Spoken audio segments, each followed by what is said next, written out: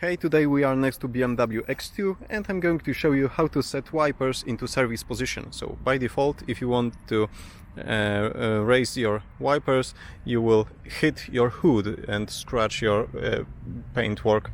So you need to set the wipers in service position if you want to replace wiper blades.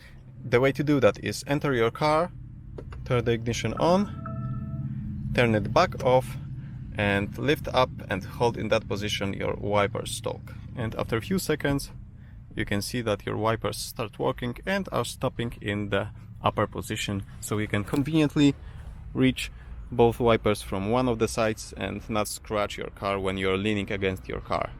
And after you are done, just turn the ignition back on and press the wiper stalk down. Okay, that's it. Give me thumbs up if you like this simple tutorial, check my other videos about BMW and subscribe for future ones. See you soon.